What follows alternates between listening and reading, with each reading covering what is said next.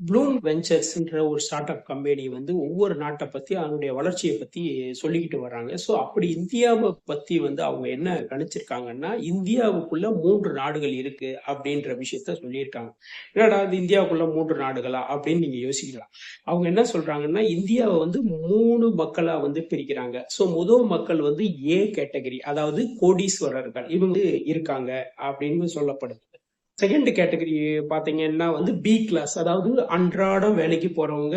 So அவங்க வந்து பாத்தீங்கன்னா இஎம்ஐ, கிரெடிட் கார்டு, ஸோ இன்னைக்கு வர புது புது டெக்னாலஜியை பார்த்து இது வாங்கலாம் அது வாங்கலாம் சொல்லி மைண்டை போட்டு குழப்பி தேவையில்லாத அதிக அளவு சுமைக்கு ஆடம்பரம் அவங்க இது பண்றாங்க அப்படி சொல்லி அங்க ஸ்கூல்ல சொந்தக்காரங்க இங்க படிக்க வைக்கிறாங்க, அப்ப நம்ம இங்க படிக்கணும்னு சொல்லி ஸ்கூல் ஃபீஸ்ல இருந்து எல்லாமே தரம் வந்து நம்மளும் வந்து பெரிய ஆளாகணும் அப்படின்னு அது ஆகுறதுல தப்பு இல்லை. ஸோ அப்படி வந்து என்னன்னா பல விஷயங்களை கிரெடிட் கார்டுல நிறைய வாங்கி கஷ்டப்பட்டு மன உளைச்சலுக்கு உள்ளாரவங்க பி கேட்டகரி. ஸோ இந்த கேட்டகரி மக்கள் வந்து அதிகமா இருக்கிறாங்க.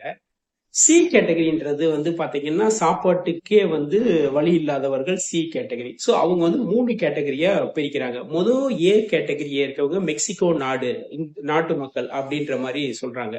பி கேட்டகரி, அதாவது அன்றாடம் காட்சிகள், கிரெடிட் கார்டு, இஎம்ஐ அப்படின்னு அவங்க வந்து இந்தோனேஷியா நாட்டை சேர்ந்தவர்கள் சொல்லி குறிப்பிடுறாங்க. சி கேட்டகரியா வந்து ஆப்பிரிக்க கண்ட்ரி, அதாவது சகாரா பாலைவனம், அதாவது ரொம்ப கஷ்டப்படுறவங்க, வறுமையில இருக்கிறவங்க சி கேட்டகரி அப்படின்ற மாதிரி அவங்க வந்து பிரிக்கிறாங்க. ஸோ இந்தியாக்குள்ள வந்து பாத்தீங்கன்னா மெக்சிகோ இருக்கு, இந்தோனேஷியா இருக்கு, ஆப்பிரிக்க மக்கள் இருக்கிறாங்க அப்படின்ற மாதிரி 3 விஷயங்களை பிரிக்கிறாங்க.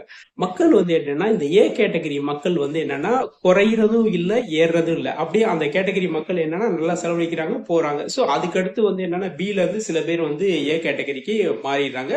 ஸோ இது வந்து என்னன்னா அதிக அளவு போயிட்டு இருக்கு. ஆனா பி கேட்டகரி மக்கள் வந்து முன்னாடி 1980 90 அதுக்கு முன்னாடி காலத்துல அவங்ககிட்ட வந்து சேமிப்பு பழக்கம் வந்து நிறைய இருந்துச்சு. ஸோ அதனால வந்து என்னன்னா அந்த சேமிப்பு இருந்துச்சு. இப்ப சமீப 15 ஆண்டுகள்ல பாத்தீங்கன்னா சேமிப்பு வந்து குறைய ஆரம்பிச்சிச்சு. ஏன்னா வந்து இன்னைக்கு வந்து டிவில பாக்குறாங்க, மத்த மத்த பொருள் இருக்கு, எக்ஸ்ட்ரா இது வாங்கணும் அது வாங்கணும் அப்படி ஆசைப்படுறாங்க, அந்த சேமிப்போட தரம் வந்து குறையுது அப்படின்னு சொல்றாங்க.